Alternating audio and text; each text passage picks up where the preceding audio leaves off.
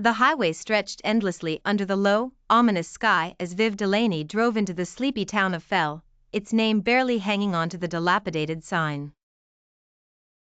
She yearned to escape the monotony of her life, so when she saw the vacancy sign flickering like a specter beneath the tower of the Sun Down Motel, she applied for the night clerk position without hesitation. The motel, set on the outskirts of town, seemed forgotten by light itself. Shadows lingered in corners longer than they should, and doors creaked when the still air was unmoved. Viv soon realized she wasn't alone in her duties. Something unseen, intangible, watched her from the dark corridors, creeping closer with each passing hour, its presence a chilling whisper. Within weeks, Viv became entwined with the motel's sinister past, a series of unsolved disappearances and murders.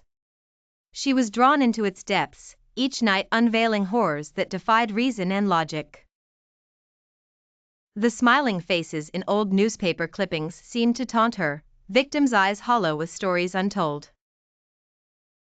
35 years later, Carly Kerr pulled into the same gravel parking lot, the strangeness of the place echoing in her bones.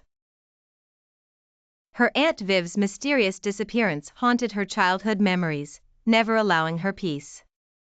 Carly had spent years piecing together fragments of that fateful 1982 night, determined to unearth Viv's whereabouts. The town whispered of the motel, a place steeped in tragedy and ghostly legends. Locals avoided it, but Carly was resolute. She checked into the same room Viv occupied, determined to follow the strands of mystery that her aunt had left behind. As midnight approached, Carly began to sense the same eerie sensations Viv had experienced years ago.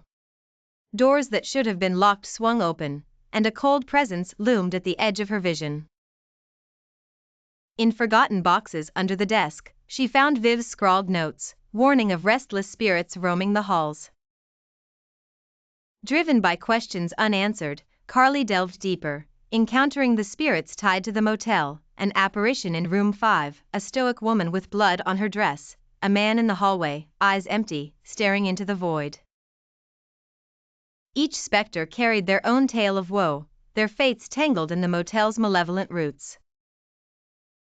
Carly soon realized the truth, that Viv hadn't abandoned her family but had been swallowed by the dark forces ensnaring the motel.